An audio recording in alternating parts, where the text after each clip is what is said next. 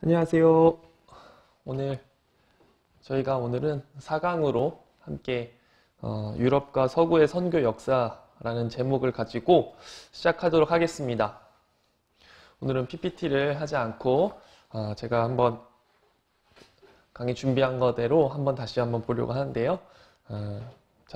먼저 기도하고 오늘 우리 함께 시작하도록 하겠습니다. 하나님 감사합니다. 오늘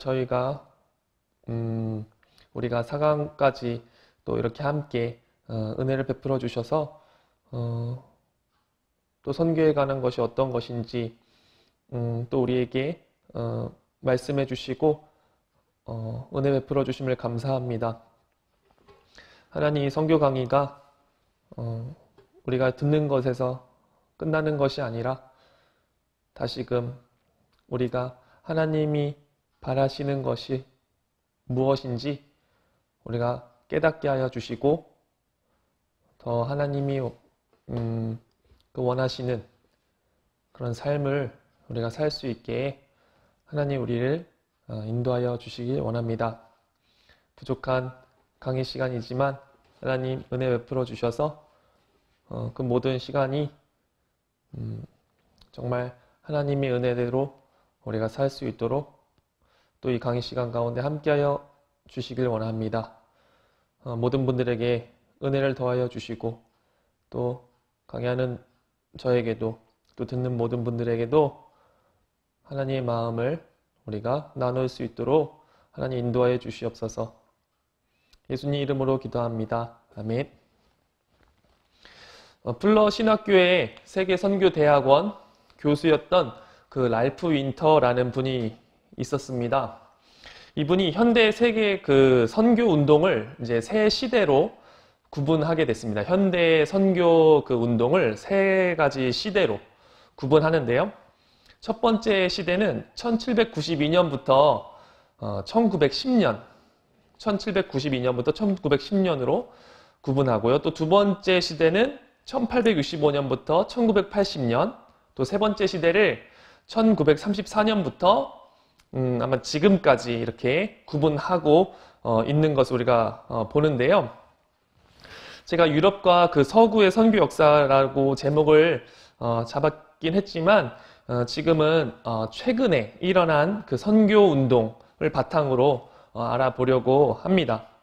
이것은 300년으로 이제 거슬러 올라가는데 오늘 만약 원하시면 바라시면 초대교회부터 시작한 역사를 따로 만들 수 있다면 노력해 보겠습니다.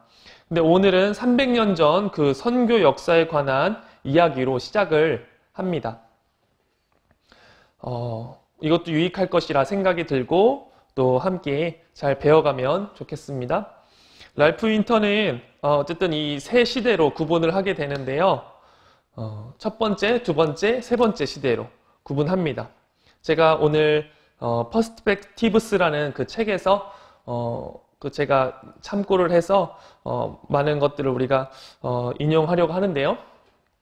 이것을 토대로 여러 선교사들을 중점으로 또 유럽과 서구 선교 역사를 알아보려고 합니다. 1792년부터 1910년 첫 번째 시대라고 말씀드렸고요. 또 1865년부터 1980년을 두 번째 시대, 그리고 1934년부터 세 번째로 구분을 짓습니다. 랄프 윈터는 그 선교의 이 시대를 이렇게 잘라보는 것을 무엇으로 이렇게 획을 긋냐면 사람으로 이렇게 선을 긋는데요. 그 사람들은 윌리엄 캐리, 허든슨 테일러, 그리고 캐머런 타운샌드, 그리고 도널드 맥가브란입니다. 윌리엄 캐리가 첫 번째고요. 허든슨 테일러가 두 번째, 세 번째는 캐머런 타운샌드와 도널드 맥가브란이라는 사람이에요. 랄프 윈터라는 이 교수는요, 지금은 소천하셨어요. 근데 이분은 구약 성경에 나타나 있는 그 가장 수치스러운 일이 뭐냐면 이스라엘이 복을 받으려고만 애썼지 다른 나라에 대해 복이 되려고 노력하지 않았다는 것을 얘기합니다. 그래서 우리 삶에도 이렇게 적용하는데요. 그것은 그가 이렇게 얘기해요. 오늘날 보통 그리스도인이 주님의 대위임령을 잘 잊어버리는 것처럼 이스라엘 일반 백성도 창세기 12장 그 1절에서 3절 그 후반부를 망각하고 있다는 것이죠. 우리가 대위임령을 우리가 잊어버리는 것 같이 이스라엘 백성들도 그 창세기에 받은 그 후반부, 아브라함의 후반부, 너는 복이 될지라 모든 족속이 그렇게 복을 얻을 것이다 라는 것을 망각하고 있다는 것을 지적합니다. 그래서 랄프 윈터는 이스라엘 백성들한테 선교 명령을 상기시켜주는 구약의 성경의 많은 핵심 구절들을 예시로 들고 있어요. 여러 가지 많은 구절들이 있는데요. 창세기 12장, 또 18장, 22장, 여러 많은 구절들을 랄프 윈터는 이렇게 들게 됩니다. 선교 명령에 관한 구약의 선교 명령. 이스라엘이 선교 명령을 잊고 산 것처럼, 그는 또 우리들에게도 얘기를 합니다. 오늘날 하나님의 특별한 복을 받은 나라들이 다른 모든 족속들에게 복이 되어야 하는 책임을 저버리거나 회피하려고 하지만 그것은 하나님의 뜻이 아니다라는 것입니다. 무릇 많이 받은 자에게는 많이 요구한다고 예수님은 얘기한 것처럼 하나님의 복을 받은 그 나라들이 다른 모든 족속들에게 복이 되어야 할 책임이 있다는 것이죠. 그것을 회피하거나 저버리면 안 된다고 말하고 있어요. 그래서 랄프 윈터는 그리스도인들은 개인으로든 한 민족으로든 땅의 모든 족속에게 복이 될 책임이 있다라고 얘기하고 있습니다. 또 이 선교 명령은 사도시대 이래로 거의 모든 시대에 걸쳐 간과되어져 왔다고 얘기합니다. 기독교 회사 가운데 19세기, 그러니까 기독교 역사에서 19세기는 그러니까 1800년부터 1900년 이만큼은 복음을 땅끝까지 전하기 위해서 집중적이고 체계적이고 모험적인 노력을 이 19세기만큼 기울인 적이 없다고 해요. 그래서 많은 대다수의 그리스도인들이 자신의 일과 자신의 받은 복에 막 골두하고 있을 때 한 젊은이가 역사의 장에 등장하고 있습니다. 그것이 바로 이제 첫 번째 시기를 이제 갈라놓는 그 젊은인데요. 랄프 윈터는 이 청년을 놓고 지난 200년 동안 이 사람만큼 선교 운동이 역동적으로도 또 추진되도록 크게 공헌한 사람이 없다. 지난 200년 동안 이 사람만큼 그렇게 선교 운동을 역동적으로 추진하고 크게 공헌한 사람이 없다라고 말하고 있어요. 그는 아까 말씀드린 것처럼 윌리엄 캐리입니다. 제가 지금 말씀드린 것은 퍼스펙티브스에서 참고했음을 또 알려드리는데요. 이 30이 채 안 된 청년 윌리엄 캐리는 그 주님의 대위임령에 많은 관심을 가지기 시작하게 되죠. 그러면서 어려움에 봉착합니다. 이 청년이 어려움에 봉착하게 돼요. 주님의 그 위임령, 제자 삼으라는 그 명령을 관심에 가지지만 그는 어려움에 봉착하는데 한 목사 한 그룹을 모아놓고 특강할 기회를 갖게 됩니다. 그때 그는 왜 대위임령이 충실히 따르지 않는지 이유를 말해보라고 도전하게 됩니다. 그러나 그 목사님들은 하나님이 이 교도들을 구원하시기로 뜻하시면 자네나 우리의 도움 없이도 그 일을 하실 것이다 라고 말하면서 캐리를 비난합니다. 캐리는 이 문제를 분석한 후에 이교도 선교 방법론이라는 선교 소논문을 쓰게 됩니다.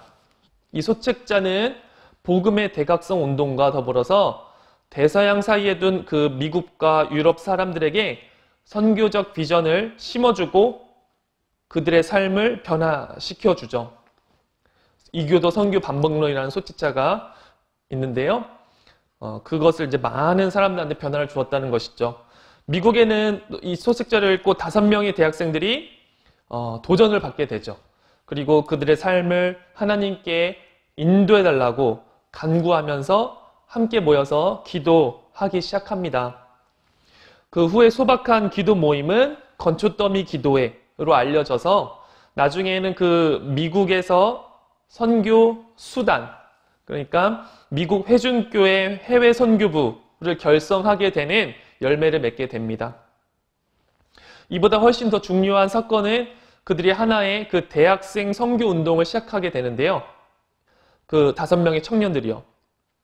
이 운동은 오늘날까지 끊이지 않고 이어지는 여러 대학생 선교 운동의 모범과 선구가 되었다고 하죠. 그 총신대학교 선교학 교수인 김성태 교수님은 윌리엄 캐리의 생애를 요약합니다. 이제 그는 가난한 가정에서 태어나서 구두 수선일을 배웠어요. 성경 언어들을 익히고 프랑스어와 또 화란어를 익혔어요. 10대에 벌써 6개의 국어로 성경을 읽었고 국선장의 항해기, 또 존 엘리어트의 선교사로서의 생애집, 이것을 읽으면서 도전을 받게 되고, 또 윌리엄 캐리는 무엇보다 데이비드 브레이너드의 그 일기집을 읽고 선교사로서 그 헌신하는 마음을 품게 됩니다.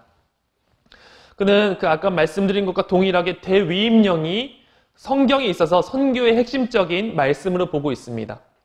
그리고 이 명령이 교회에 계속 유효성이 있음을 그의 소책자에서 쓰고 있습니다.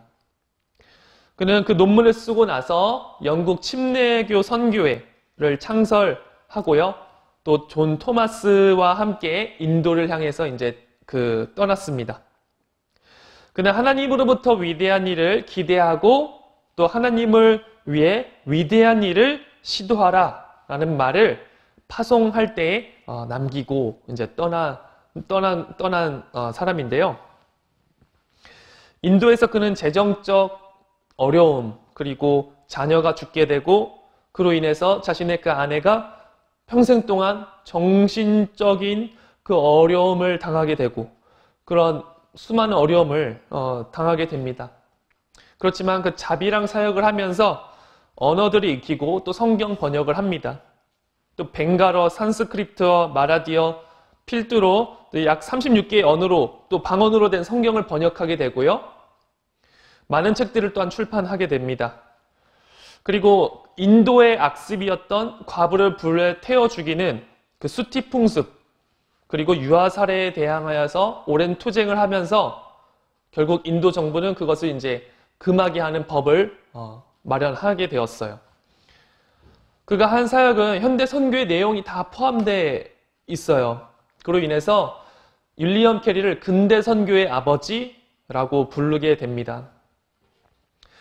김성태 교수님은 그의 삶을 이렇게 마무리하게 됩니다. 캐리는 그의 부르짖음대로 하나님을 위해 열악한 상황에서도 오직 믿음으로 모든 것을 희생하며 위대한 일을 시도하였고 하나님께서는 윌리엄 캐리가 기대한 것처럼 위대한 사역의 열매로 그의 헌신적인 삶에 응답하셨고 영광을 받으셨다라고 적어요.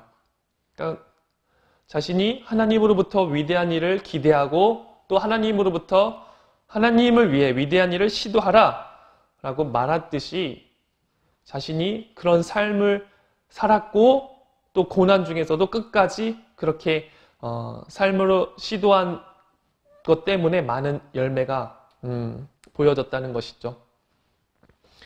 첫 번째 그 시대였던 이 시간, 윌리엄 캐리로 시작했던 그 시간, 그 아시아와 아프리카의 해안선 선교의 그 지역에 선교가 주로 집중된 시간이었습니다. 해안 쪽인 그 바다 쪽에 선교가 집중되었고 내륙에는 이렇다 할 또한 접근이 없었던 것 같은데요. 이제 두 번째 시대가 열리게 돼요. 첫 번째 시대로 이제 넘어가서 두 번째 시대는 바로 허든스 테일러라는 사람으로 이제 시작이 됩니다. 허든스 테일러는 대학 교육을 받지 않았습니다. 그리고 직업학교에서 배운 의술과 이보다 더 형편없는 선교 훈련이 전부였어요. 심지어 과거에 그 선교지에서 개인주의적 행동을 보여가지고 평판도 안 좋았다고 합니다. 그러나 그는 지혜 있는 자를 부끄럽게 하시고 또 하나님이 사용하시는 또 하나의 연약한 자들 가운데 하나였습니다. 그의 시선은 그 세계에서 가장 복음이 안 미친 곳에 사람들한테 고정이 되었습니다. 허든스 테일러는 CIM, 중국 내지 선교회를 조직했어요. 차이나 일랜드 미션이라는 이 중국 내지 선교회를 조직했고 약 6,000명 이상의 선교사를 이제 섬겼습니다. 그는 중국인들의 의복을 입고 또 변발을 하였고 중국인 같이 산 사람입니다.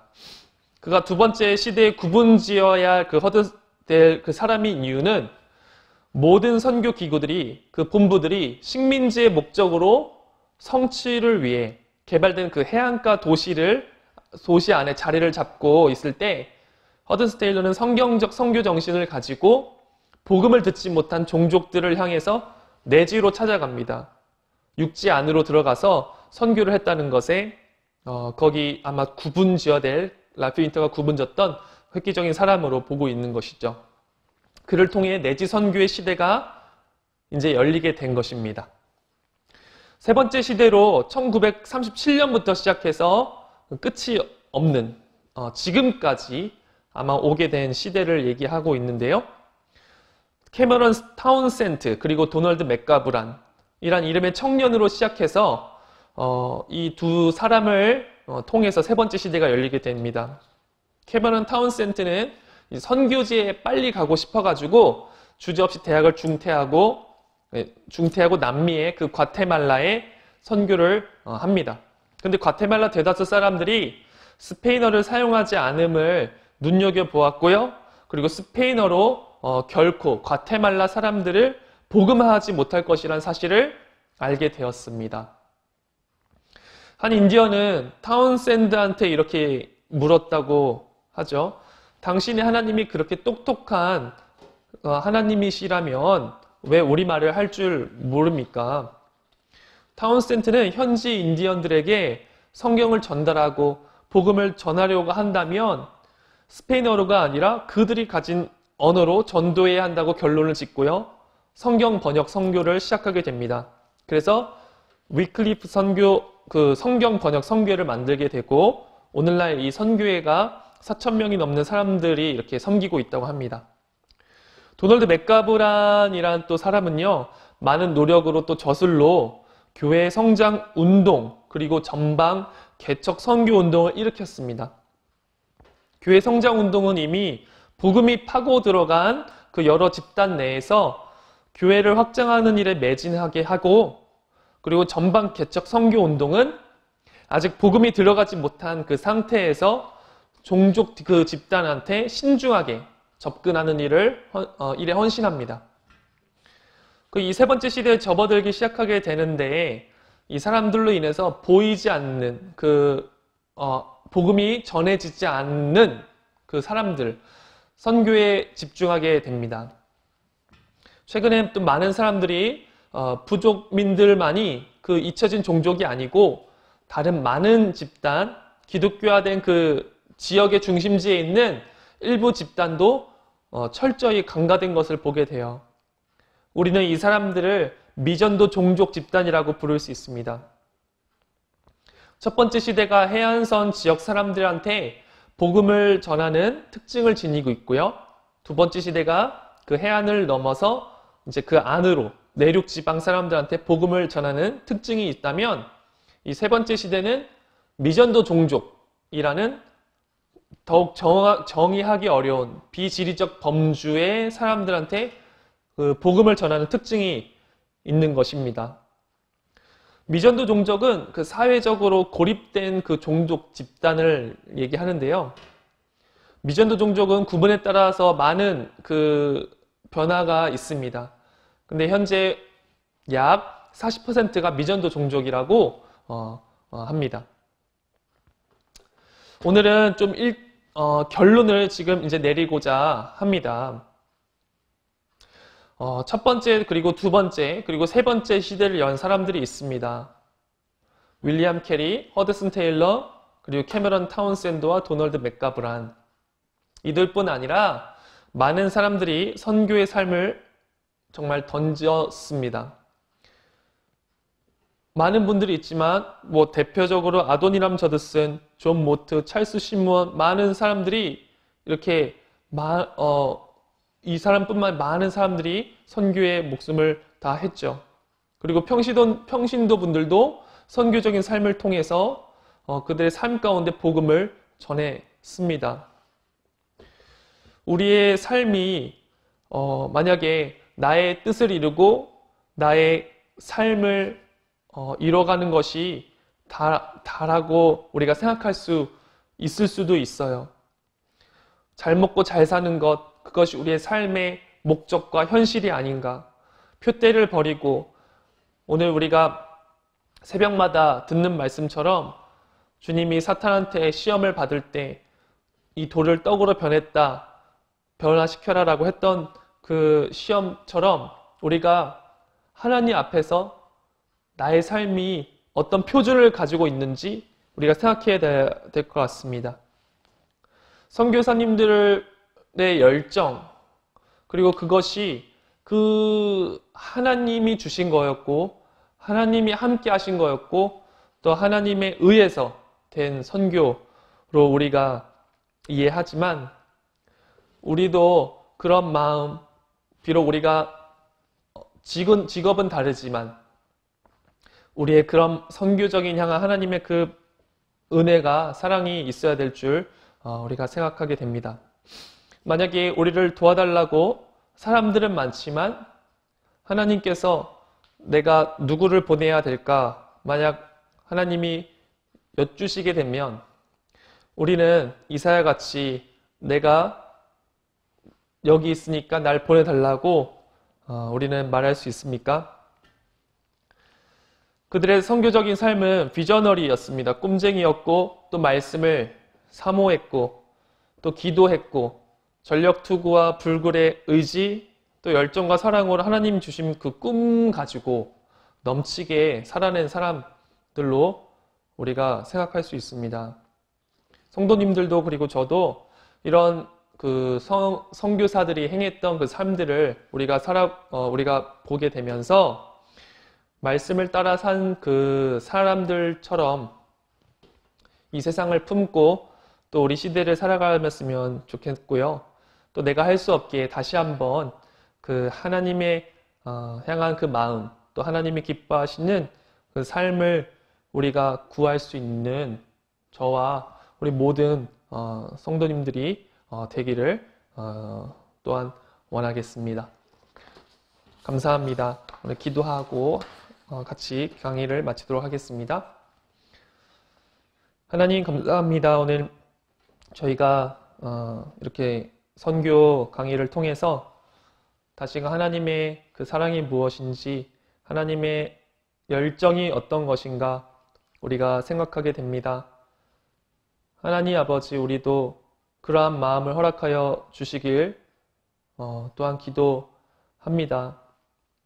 하나님 우리의 삶이 이 한 번뿐인 이 삶 가운데서 하나님 나의 삶을 위해 사는 것이 아니라 더 나은 것, 더 귀한 것, 더 정말 가치 있는 것에 우리의 삶을 보게 하시고 또 주님의 뜻과 마음으로 우리가 그 길이 비록 어렵고 힘들 삶일지언정 우리의 삶을 먼저 주님이 주셨던 것처럼 우리도 그렇게 살 수 있도록 하나님 우리에게 은혜를 주시옵소서. 이것을 듣는 모든 분들에게 하나님 아버지 열정을 잃지 않게 하여 주시고 삶을 살아가되 정말 선교적인 그 마음을 가지고 늘 살아갈 수 있도록 하나님 우리의 생각과 마음을 보여주시고 인도하여 주셔서 주님의 올바른 길로 우리가 이끌음 받을 수 있도록 하나님 허락하여 주시길 간절히 원하며 모두가 감사하며 예수님 이름으로 기도합니다. 아멘.